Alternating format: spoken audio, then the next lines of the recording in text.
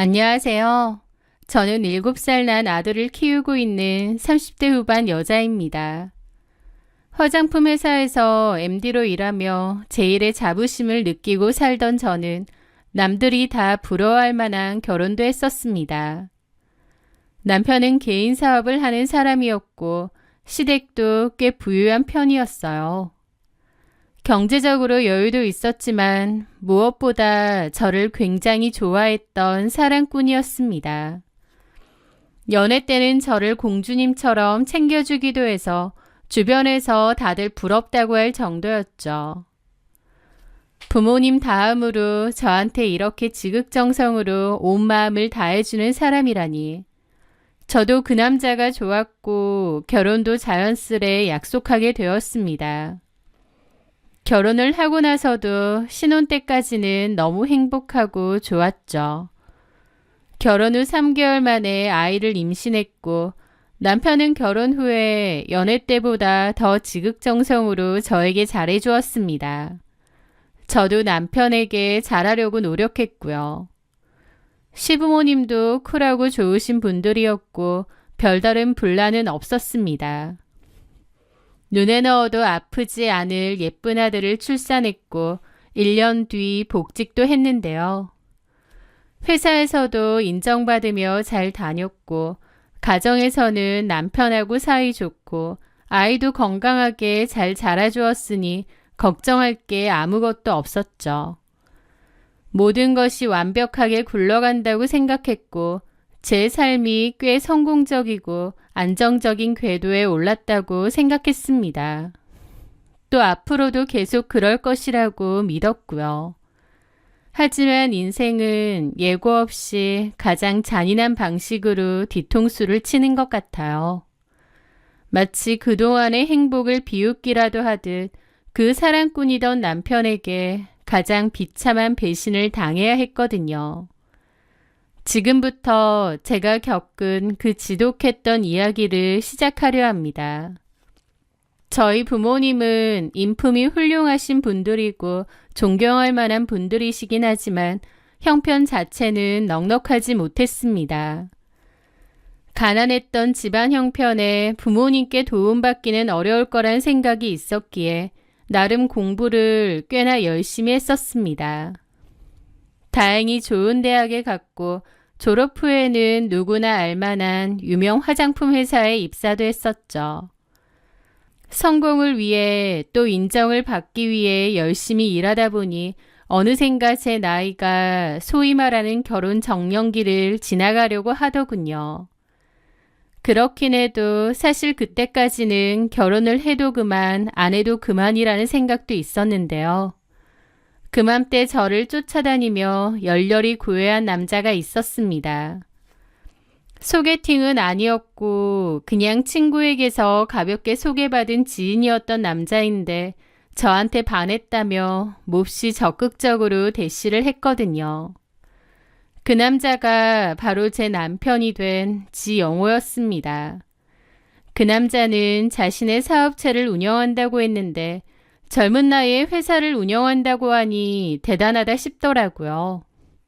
그만큼 자신감도 넘치고 유머러스하기도 하고 통도 컸습니다. 저한테 완전 반했다면서 적극적으로 연락을 하고 매일같이 제 회사 앞으로 찾아오기도 했습니다. 저를 집에 데려다 주겠다면서요.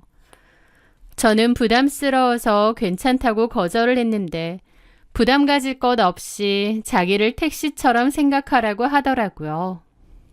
게다가 저한테 꼭 필요한 선물들을 넘치게 해주기도 하고 제가 필요할 때마다 늘 제 곁에 와주기도 했습니다. 열렬한 그의 모습에 저도 마음이 열렸어요. 내가 뭐라고 나를 이렇게까지 좋아해주고 신경 써주나 싶어서 고맙기도 하고요. 그렇게 저는 결국 그 남자와 만나게 되었는데요. 제가 마음을 열어준 게 너무 고맙다면서 자기가 정말 잘하겠다고 연애하는 동안 저를 공주처럼 아끼고 대접해 주더라고요. 저는 그럴 필요 없다고 했는데 정말 그 남자는 저에게 지극정성이었습니다. 저도 사실 그 전에 연애 경험이 두어 번 있긴 한데 저한테 이렇게까지 최선을 다하려는 사람은 처음 봤어요. 본인도 일도 많고 피곤하면서도 꼭 저를 집에 데려다주고 필요한 일 있으면 늘 기사를 자처했고 싫은 티 한 번 낸 적 없습니다. 몸이 좀 안 좋다 한마디만 해도 약이며 죽이며 싸들고 저희 집을 왔고 제가 갖고 싶어 하는 건 그냥 흘린 말 한마디도 다 귀담아 듣고 사오더라고요. 심지어 저희 부모님의 생신, 결혼 기념일까지 챙겨주었습니다. 고급 호텔 레스토랑을 예약하거나 부모님께 호텔 케이크와 선물을 보내기도 했죠. 저뿐만 아니라 저희 부모님한테도 지극정성이니 저도 그 남자가 얼마나 좋았겠나요. 행복하게 연애를 했고 많은 사람의 축복 속에 결혼도 했습니다. 결혼 후에도 남편은 애정이 넘쳤습니다. 늘 저에게 예쁘다, 사랑한다는 말을 달고 살았고 저 역시도 넘치는 사랑에 너무 행복했습니다. 남편은 저를 무슨 깨지기라도 할 것 같은 유리구슬처럼 대했고 저도 그런 행동에 많이 익숙해지게 되었죠. 게다가 남편은 결혼 후에도 여전히 저희 친정 식구들에게도 잘했습니다. 저희 부모님이 사시는 낡은 빌라를 보고 사시는 게 불편할 것 같다며 8천만 원 가량을 들여 리모델링까지 해주었습니다. 부모님은 사위복이 있다고 좋아하셨고 주변 사람들은 모두 돈 많고 착한 데다 섬세하기까지 한 남자와 결혼한 저를 부러워했습니다. 그때만 해도 저 역시 제가 세상에서 가장 행복한 여자라고 믿어 의심치 않았어요. 하지만 그 찬란했던 행복은 결혼 4년이 되기도 전에 금이 가고 있었습니다. 너무 과한 것은 부족한 것만도 못하다는 말이 있죠. 사랑이 넘쳐나던 남편이었지만 언젠가부터 점차 저에게 무심해지고 시큰둥해지기 시작하더라고요. 눈에 띄게 말이죠.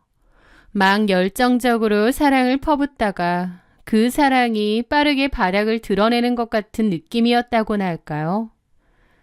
남편은 좀 눈에 띄게 퉁명해졌고 저를 대하는 게 쌀쌀맞아졌으며 또 늦은 귀가가 잦아졌습니다.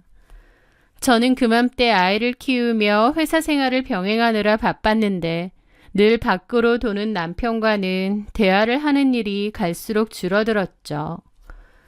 남편은 바쁘다는 핑계를 대며 집에 늦게 들어오거나 와도 씻고 그냥 자는 경우도 많았고요. 저도 사람인데 변해버린 남편의 모습에 섭섭하기도 하고 대화를 좀 하자고 얘기도 여러 번 했죠. 하지만 그럴 때마다 남편은 저를 좀 귀찮아하고 성가셔했습니다. 저 좋다고 그렇게 쫓아다니고 공주 대접할 땐 언제고 이제 와서 본인 마음이 식었다고 바로 차가워지는 걸 보니 황당하기도 하고 저 역시 남편에게 실망이 크고 섭섭했죠.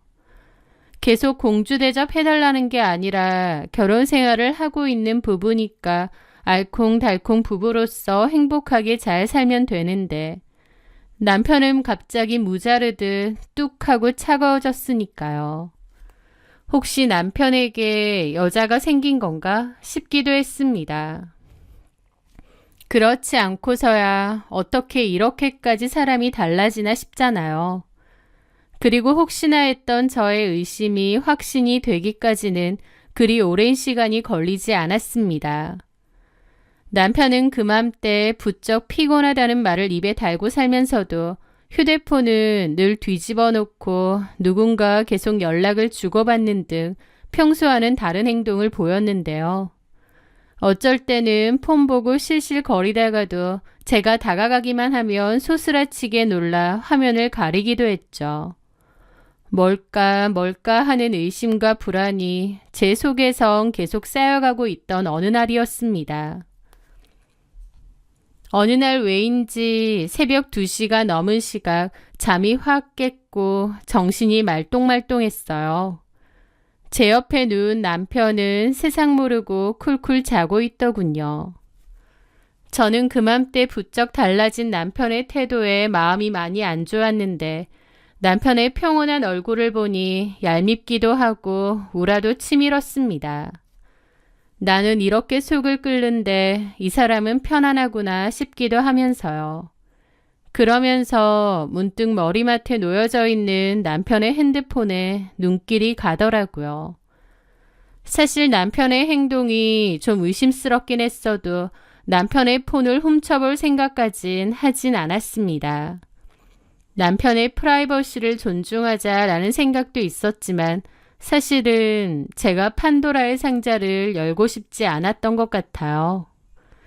남편의 핸드폰에는 제가 알면 안 되는 어떤 비밀이 있을 것 같았고 그걸 열어볼 용기가 나지 않았거든요. 하지만 그날은 뭔가 봐야겠더라고요. 보지 마, 보고 나면 돌이킬 수 없어 싶기도 하지만 또 한편으론 이런 찝찝한 기분을 안고 살 바에야 한번 들여다보자 라는 생각이 들기도 했습니다. 그렇게 저는 잠든 남편이 깨지 않도록 조심스럽게 휴대폰을 손에 쥐고 밖으로 나왔습니다.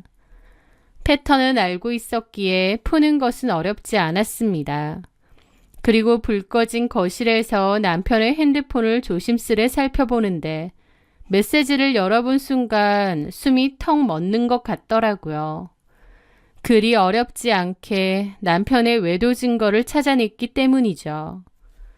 남편은 제가 폰을 안 볼 성격이라는 걸 알았기 때문인지 아니면 들켜도 상관없다고 생각한 건지 모르겠는데 외도 증거들을 지울 생각도 없이 고스란히 다 놔뒀더라고요. 한재희라는 이름의 여자였고 그 여자는 남편의 외도 상대였습니다.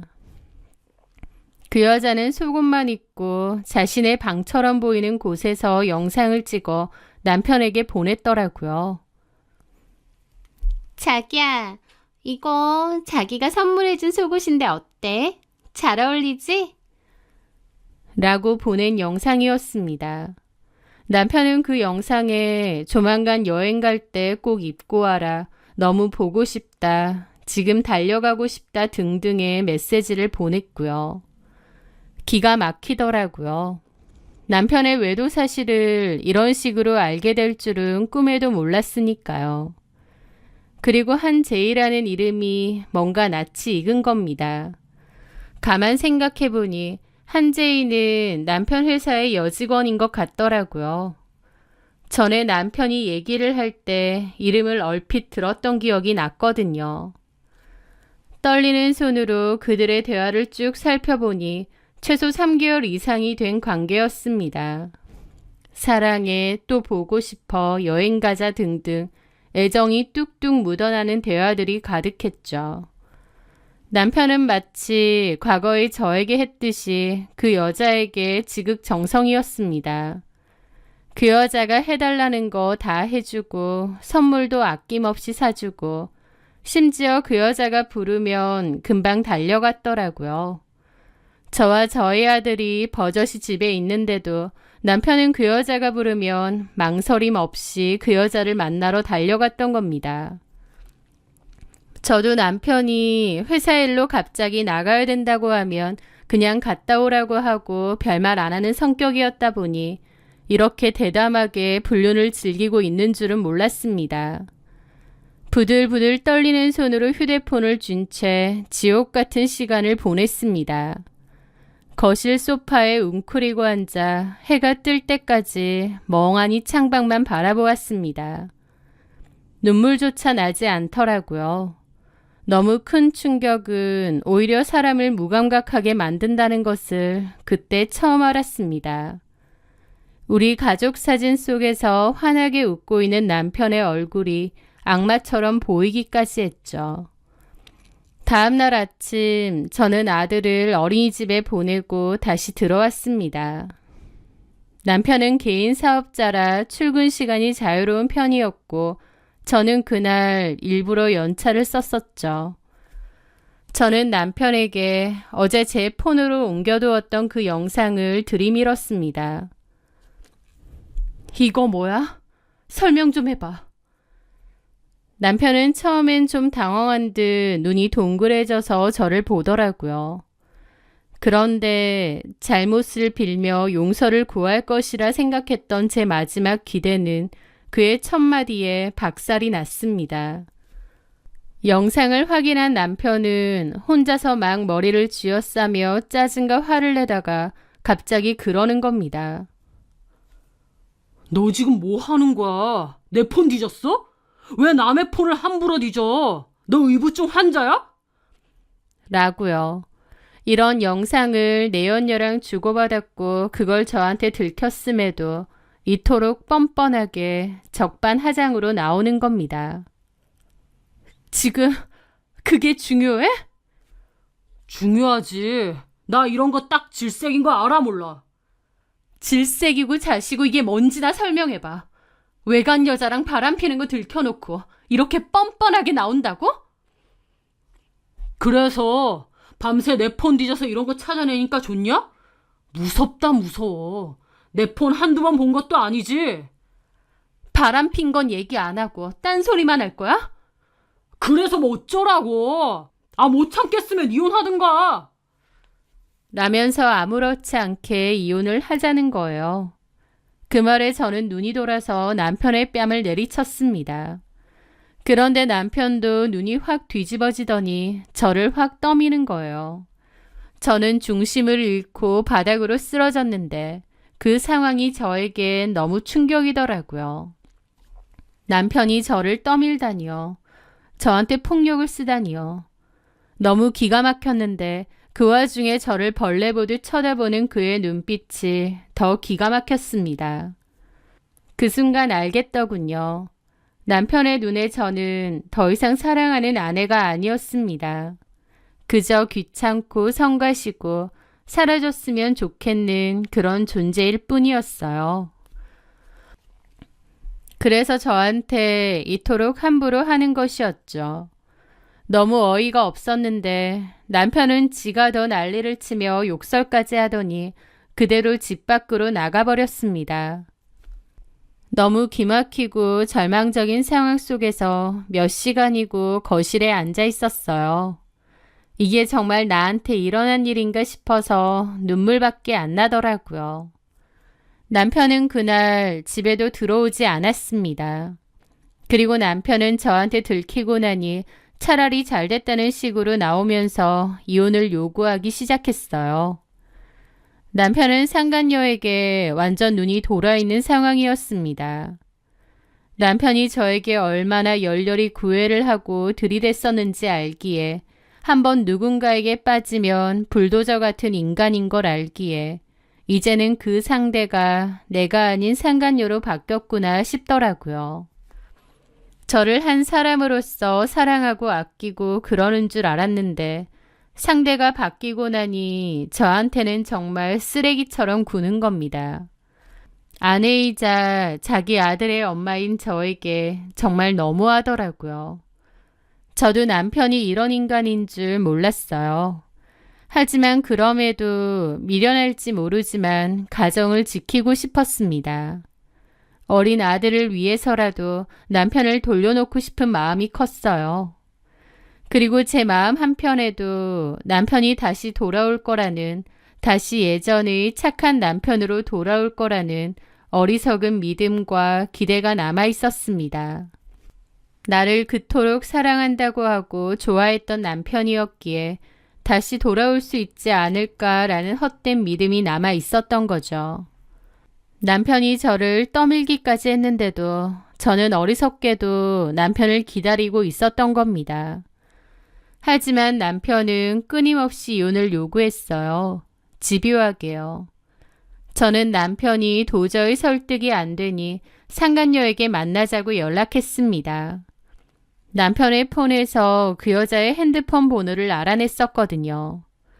그 여자는 뜻밖의 순순히 알겠다고 했습니다.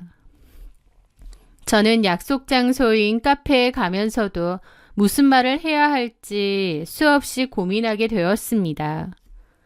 하지만 막상 카페 주차장에 도착하고 나서 카페 안으로 들어갈 수가 없었어요. 왜냐면 주차장에는 남편 차가 있었고 거기에서 남편과 그 상간녀가 함께 내렸거든요. 저는 그 여자에게 둘이서 얘기를 하자고 했고 그 여자도 알겠다고 했지만 보란 듯이 제 남편을 데리고 온 겁니다. 남편은 조수석 문을 열어주었고 그 여자가 내렸어요. 둘이서 무슨 카페 데이트라도 온 것처럼 다정하게 안으로 들어가는데 그 모습을 본 순간 저는 더 이상 얘기할 필요도 저 여자를 굳이 만날 필요도 없겠구나 라는 것을 깨달았습니다. 그 모습에 제 안에 있던 마지막 희망의 끈이 끊어지는 것을 느꼈거든요. 아, 저 남자는 이제 내 남자가 아니구나. 내가 저 둘 앞에 나타나면 오히려 비참한 꼴만 나겠구나 느낀 거죠. 그래서 저는 참담한 하지만 뭔가 정리된 듯한 기분으로 다시 차를 빼서 카페를 나와버렸습니다. 저는 조용히 상간소송을 진행했어요. 남편은 그 와중에도 저에게 계속 이혼을 요구했습니다. 저는 남편이 너무 괘씸해서 이혼은 안 해주고 상간소송만 하려고 했어요. 그런데 남편은 저에게 나쁘지 않은 조건을 제시할 테니 이혼해달라고 하더라고요. 그 여자에게 푹 빠진 남편은 하루라도 빨리 저를 정리하고 그 여자에게 가고 싶은 모양이었습니다. 한때는 저돌적으로 저에게 사랑을 표현했던 그 남자였는데 다른 여자한테 빠지고 보니 그런 것들이 얼마나 의미가 없는지 깨달았죠. 여자한테 미친 남편놈은 아내도 자식도 의리도 아무것도 없었습니다. 어쨌든 저는 일단은 상간소송 먼저 준비했습니다. 그런데 소장을 받은 상간녀가 저에게 전화가 왔어요. 미안함이라고 눈꼽만치도 찾아볼 수 없는 뻔뻔한 말투로 그러더군요. 소장 받았어요. 무슨 심정으로 보내셨는지는 알겠는데요. 어쨌든 영호 오빠가 재산분할이랑 위자료 명목으로 꽤 넉넉하게 해준다고 했잖아요. 어차피 파탄난 관계인데 그거 받으시고 그냥 깨끗하게 끝내는 게 그쪽한테도 좋은 거 아닌가요? 왜 이렇게 일을 크게 만들고 복잡하게 만드세요? 나는데 기가 막히더라고요. 저는 이를 악물고 최대한 차분하게 말했죠. 어차피 파탄난 관계라고요? 그 파탄이 누구 때문에 났는데요? 저 때문이라고요? 뭔가 잘못하신 것 같은데. 제가 알기로는 오빠랑 그쪽이랑 이미 사이가 틀어졌고 이혼 얘기도 오갔던 사이라고 알고 있어요. 그리고 나서 오빠가 저한테 마음이 왔던 거고요. 근데 왜 저 때문이죠? 라면서 개소리를 잘도 짓거리더라고요. 유부남이 꼬시려고 하는 소리를 다 믿어요? 그쪽 나타나기 전까진 우리 부부 사이 아무 문제 없었습니다. 그리고 정상적인 사람이라면 유부남이 그런 소리하고 들이댄다 한들 오히려 기분 나빠하고 쳐내야 되는 거 아닌가요? 좋다 하고 유부남이란 불륜 저질렀으면서 참 뻔뻔하네요. 저도 오빠 사랑해요. 유부남인 거 알면서도 사랑한다는 말이 잘도 나와요? 그러면 소송도 당연히 받아들여야지. 왜 전화했죠? 그쪽 생각에서 하는 말이에요. 그냥 오빠가 위자료며 재산분할 넉넉히 해준다고 했을 때 그거 받고 잘 끝내면 되지. 이런 식으로 일 크게 만들면 그쪽도 피곤할 테니까. 고양이 쥐 생각해요? 그쪽이 뭔데 내 생각을 하는데요. 그럼 말던가요. 저는 사실 상간소송 이거 상관없어요. 어차피 오빠가 돈 다 내줄 거고 염두에 두고 만난 거니까요. 참 뻔뻔하고 무서운 사람이네요. 그 여자는 정말 도덕성이라고 눈 씻고 찾아볼 수도 없는 그런 파렴치한 인간이더라고요. 어차피 파탄난 관계고 이혼도 시간 문제였다는데 차라리 오빠랑 저랑 이렇게 된 거 알게 돼서 그 김에 위자료랑 재산분할도 넉넉히 받게 되니 오히려 좋은 거 아닌가요? 들어보니 결혼한 지 4년 조금 넘었다는데 보통은 10년 정도는 돼야 재산 분할이든 뭐든 있다던데요. 4년밖에 결혼 생활 안 하고 그 위자료의 재산 분할이면 제법 재미 보신 거 아닌가요? 그 말에 저는 완전 폭발했죠. 야, 좋게 좋게 해주는 것도 한계가 있어. 개소리 작작짓거려. 이거 완전 미친년 아니야? 뭐라고요? 개소리? 미친년? 그래. 어차피 파탄난 관계? 유부남이랑 놀아난 네 입에서 할 말은 아니지. 너 같으면 이게 재밌겠니? 지금은 뭐나 된 것처럼 구는데 나중에 땅 치고 후회나 하지 마. 남의 눈에 눈물 내는 거 아니야. 나중에 큰 코 다쳐. 그건 제가 알아서 할게요. 그래, 알아서 하고 다시는 이딴 전화 하지 마. 유부남이랑 놀아놨으면 상가소송 당하는 것도 당연하고 위자료도 제대로 준비해. 알았니? 절대 합의 없고 무조건 너한테 다 받아낼 거니까. 저는 그렇게 끊었는데 얼마나 속이 뒤집어지고 화가 나던지요. 그 여자아는 꼬라지가 너무 열받아서 진짜 이혼은 안 해주고 싶은 생각도 있었습니다. 그런데 남편은 아이를 생각해서 최대치의 재산 분할을 해주겠다고 나오더라고요. 사실 저도 변호사와 상담을 많이 해봤지만 결혼 기간이 짧아서 재산 분할은 어렵고 위자료 받아봤자 몇 천이잖아요. 법적으로 싸워봤자 나한테 남는 거 없을 거고 이미 끝난 마당에 차라리 재산 분할 받고 에라이 더러운 것들아 하고 끝내는 게 낫지 않을까 싶었습니다. 제 주변에서도 다들 그렇게 하라고 했고요. 너무 억울하고 분통 터지지만 이렇게 질질 끌고 가는 건 역시도 저한테 하등 좋을 게 없다는 판단이었습니다. 그리고 그 상간녀도 지금은 기세 등등하지만 남편의 사랑과 애정이라는 게 결국 유통기한이 짧다는 걸 안 저였기에 그 둘의 사랑도 그리 오래가진 않을 것 같았습니다. 그 둘이 알아서 지지고 볶고 살듯 마음대로 하라고 하고 나는 그냥 여기서 빠져나가자 그런 생각을 했던 것 같아요. 많이 지치기도 했고요. 결국 저는 남편의 합의 이혼에 응했고 도장을 찍었습니다. 충분한 재산 분할도 받고 위자료도 받아냈지만 그럼에도 이혼 후 한동안은 지독한 우울감에 시달렸습니다. 사람에 대한 배신감, 실망, 그 상간녀에 대한 분노 등 복잡한 심경이 얽히고 설켜 잠을 잘 수도 밥을 먹을 수도 없었습니다. 하지만 아이를 생각해서라도 계속 슬퍼하고 있을 순 없더라고요. 그리고 남편과 그 여자를 생각해서라도 무너질 순 없었습니다. 누구 좋으라고요. 저는 독하게 마음먹고 운동하고 회사 다니고 육아를 병행하며 바쁘고 치열하게 살았습니다. 잡생각을 할 수도 없게끔 미친 듯이 바쁘게 살았죠. 사람이 몸을 바삐 움직이니까 부정적인 생각을 안 하게 되고 괜찮더라고요. 시간이 흐르면서 그래, 내가 쓰레기 같은 인간들한테 당하긴 했지만 그래도 받을 거 받고 이혼했으니 최악은 아니다. 우리 아들이 있었으니 이 결혼이 나에게 주는 것도 분명히 있다라고 최대한 좋게 생각하고 넘어갔습니다. 그렇게 이혼을 하고도 1년이 가까이 됐을 때였어요. 어느 늦은 밤 전 남편이 뜬금없이 전화가 왔습니다. 양육비 때문에 연락처는 지우지 않았는데 갑자기 연락이 온 거죠. 뭔가 해서 받아보니 잔뜩 술에 취해 혀가 꼬인 목소리로 그러더군요. 민정아, 나야 용호. 잘 지내? 재훈이는 자고? 무슨 일이야? 용건 없으면 끊을게. 미안하다, 민정아. 나 많이 원망스럽고 밉지? 그래, 내가 잘못한 것 같아. 나 벌 받는 것 같아.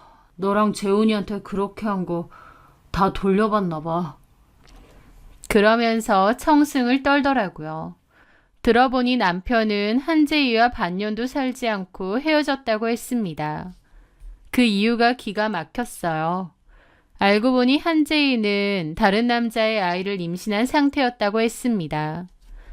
저랑 이혼하고 한재희랑 바로 같이 살게 될 줄 알았는데 이미 제 전 남편에게 흥미 떨어진 한재희는 다른 남자랑 양다리였고 아이까지 임신한 거였습니다. 심지어 그쪽 남자가 더 스펙이나 집안이 좋고 미혼이었기에 한재희는 바로 제 남편을 차버리고 그쪽으로 갈아탄 거였습니다. 제 전 남편은 그 일로 화가 나서 한재희에게 찾아가 행패를 부리고 폭행을 했는데 그 일로 한재희가 전 남편을 고소했고 고소 때문에 전 남편은 준비 중이던 사업에 크나큰 지장을 받게 되었다고 했습니다. 더불어 전 남편의 사업은 원래 전 시부모님이 금전적으로 도와주고 계셨는데 전 시부모님이 친척에게 사기를 크게 당했다고 하더라고요. 엎친 데 덮친 격이었죠. 그러면서 전 시댁 상황도 몹시 안 좋아졌고 전 남편의 사업은 제대로 진행이 안 되면서 매출 부진이 심각했다고 했습니다. 그 와중에 한재희에게 폭행 고소 당했기에 결국 돈 주면서 고소 취하하는 대신에 서로 깨끗이 헤어지기로 했답니다. 처자식 버리고 상간녀에게 올인했는데 그 상간녀에게 버림받고 돈줄마저 끊긴 그의 처참한 신세 한탄을 들으며 저는 속으로 꼴 좋다고 생각했습니다. 그리고 내 알 바 아니니 알아서 잘 살라고 양육비만 끊기지 말고 제대로 보내라고 말하고 그냥 끊었습니다. 남편은 그 뒤로도 몇 번 저에게 다시 재결합이니 뭐니 했는데 말도 안 되는 헛소리죠. 애도 못 보게 하기 전에 그만하라고 경고했고 그 후에 남편도 더 이상 얘기하지 않고 찌그러져 살더라고요. 전 남편의 경제 상황은 갈수록 악화되어서 상황이 몹시 안 좋다는 것만 전해 들었는데 그냥 꽃이다고 더 확 망해버리라는 생각을 했던 것 같아요. 하여튼 그렇게 또 몇 년이 흘렀고 저는 이사를 갔었습니다. 저희 아들은 7살이 되었죠. 그러다가 아들이 다니는 유치원의 한 엄마가 주축이 되어 아파트 모임을 만들었습니다. 저보고도 오라고 하더라고요. 저희 아이가 다니는 유치원은 어린이집과 유치원이 같이 운영되고 있었는데요. 그 어린이집 겸 유치원을 다니고 있는 저희 아파트 엄마들끼리 모임을 만든 거죠. 2살부터 7살까지 다양한 연령대의 아이를 둔 애기 엄마들이 모여 육아 정보도 나누고 커피도 한잔하는 소소한 모임이었습니다. 저는 회사 생활로 바빠서 간 적이 없었는데요. 아들에게도 동네 친구를 만들어주고 싶기도 하고 또 그 모임장 친구가 워낙 적극적으로 저한테 오라고 하기에 한번 참여하기로 했습니다. 모임 장소는 아파트 상가에 있는 브런치 카페였죠. 그런데 저는 그 모임 장소에서 꿈에도 생각지 못한 인물과 마주쳤습니다. 늦게 출근이 가능했던 날 아이 등원을 시키고 돌아와 그 모임 장소에 가게 되었는데요. 그중 어떤 여자를 보고 걸음을 멈췄습니다. 저 여자가 여기 왜 있지 싶어서 너무 황당하더라고요. 네, 바로 상간녀 한재희였습니다. 분명 그 여자가 맞았어요. 그 여자의 딸은 어린이집에 다니고 있고 2돌이 지났다고 하더군요. 이혼하고 근 3년 만에 그 여자를 봤는데 심장이 철렁 내려앉는 것 같았습니다. 제 가정을 망가뜨린 그녀가 아무 일 없었다는 듯 값비싼 브랜드의 원피스를 입고 다른 엄마들과 웃고 떠들고 있는 거예요. 전과 달리 옷이나 헤어스타일도 엄청 고상한 척 입었더라고요. 그래봤자 과거에 이상한 속옷 입고 유부남한테 영상이나 보냈던 주제에 말이죠. 저는 그 여자에게서 눈을 뗄 수가 없었습니다. 그 여자는 전화통화만 했기에 제 얼굴을 몰랐겠죠. 하지만 저는 그 여자의 사진, 영상, 심지어 멀리서 보긴 했지만 실물도 봤잖아요. 모를 수가 없었죠. 저는 조용히 입 다물고 그 여자를 지켜봤습니다. 그 여자는 이 모임에 자주 나왔었는지 다른 애기 엄마들하고도 친해 보이더라고요. 자기 남편이 얼마나 다정한지, 자기 딸이 얼마나 똘똘하고 예쁜지에 대해서 늘어놓고 이번 달 말에 가족끼리 발리로 여행을 갈 거라면서 자랑을 하고 있었습니다. 그 꼴을 보니 과거가 떠오르더라고요. 남의 가정 파탄시켜 놓은 것도 모자라 저한테 전화하면서 그랬죠. 재산 분할 넉넉히 받고 이혼하니까 재미 좀 보지 않았느냐고요. 그 뻔뻔한 소리를 짓거려 놓고도 제 전남편은 반년도 안 돼서 버리고 이제는 다른 남자 꼬셔내서 아무렇지 않게 잘 먹고 잘 살고 있다니. 그 꼬라지를 보는데 제 안에서 차가운 결심이 서더라고요. 아, 이건 복수의 기회다 싶었죠. 저는 자리에서 일어나 다른 엄마들이 모두 있는 자리에서 그녀에게로 똑바로 걸어갔습니다. 제가 갑자기 그 여자 옆에 서자 다른 엄마들도 어리둥절해 하더라고요. 그 여자도 마찬가지고요. 저는 웃으며 그 여자에게 말했습니다. 재밌니? 제 물음에 순간 카페 안의 모든 대화가 멈추고 분위기는 얼어붙었습니다. 그 여자는 눈이 동그래져서 황당한 얼굴로 저를 쳐다보더라고요. 네? 누구세요? 저를 초대했던 모임장 친구가 놀라서 저한테 그러더라고요. 재훈 엄마, 왜 그래요? 시연 엄마랑 아는 사이예요? 시연? 아, 딸 이름이 시연이야. 제가 그렇게 말하자 한재희도 미간을 확 찌푸리더라고요. 저기요, 누구신데요? 모임장님, 이 사람 누구예요? 저는 비웃으며 말했습니다.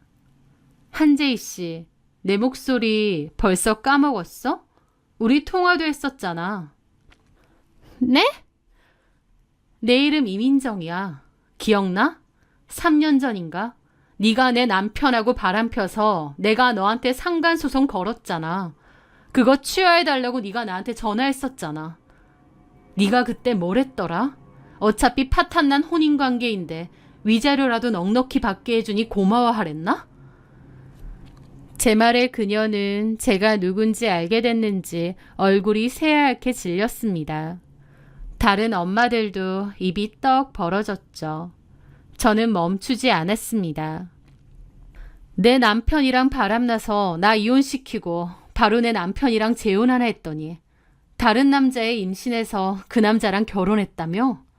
그의 이름이 시연이야? 와, 우리 어떻게 이렇게 또 만나지? 이 아파트 사는진 전혀 몰랐네. 내가 그때 말했지. 말 함부로 하지 말라고. 나중에 큰 코 다친다고. 그것 봐. 이렇게 다시 만나잖아? 제 말에 그 여자는 얼마나 당황했는지 벌떡 일어나다가 앞에 있던 주스까지 쏟더라고요. 막 허둥지둥 하는데 참 웃긴 꼬라지였죠. 저기요, 미쳤어요? 지금 무슨 유언비어를 퍼뜨리고 있는 거예요? 나 그런 적 없거든요? 당신 허위사실 유포로 고소할 거야. 진짜 미친 거 아니야? 고소 해봐 얼마든지. 네가 위자료 준 거 아직 그대로 있고 그걸로 고소 비용 내지 뭐. 이보세요. 주변 애엄마들은 웅성거리고 난리가 났죠. 그 여자는 얼굴이 하얗게 질려 있었고요. 미쳤나봐 진짜. 다른 사람하고 착각했나 본데 당신 이거 실수하는 거야. 라며 부들거리길래 제가 그랬죠. 아, 실수인가? 그럼 한번 확인해 보지 뭐. 저는 그 자리에서 휴대폰을 꺼내 몇 년간 지우지 않고 보관해온 저장 드라이브를 열었습니다. 과거 증거 영상들을 드라이브에다 보관해 놨거든요. 그리고 모든 엄마들이 보는 앞에서 그날 남편의 휴대폰에서 봤던 그녀가 속옷만 입고 남편에게 보냈던 그 영상을 재생했습니다. 여러분들이 좀 봐주시겠어요? 이분이 영상 속 저분 맞는 것 같죠? 제 전남편한테 이런 영상을 보냈더라고요.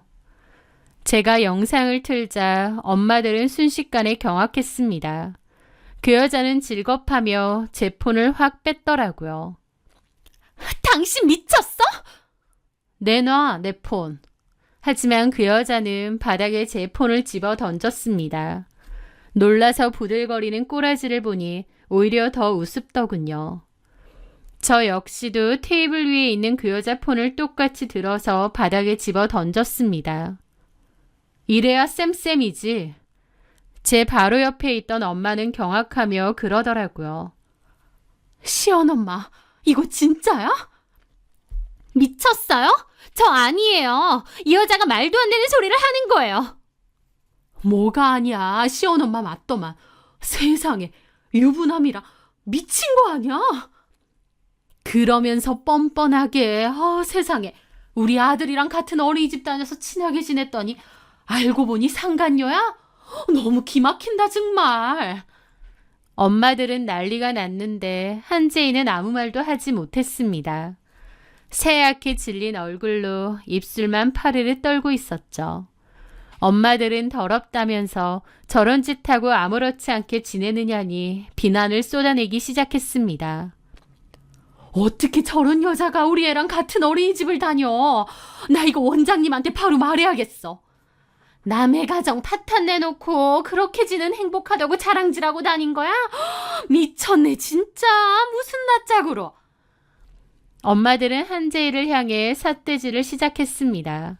모든 것이 탄로나자 한재이는 완전 패닉에 빠진 것 같았고 정신없이 가방을 챙겨 밖으로 나가려고 하더라고요. 그런데 가방을 너무 세게 당긴 바람에 옆사람 커피가 와르르 쏟아졌고 놀라서 가방도 떨어뜨렸죠. 그 여자의 명품 가방이 바닥에 나뒹굴며 립스틱과 지갑 같은 소지품들이 사방으로 흩어졌습니다.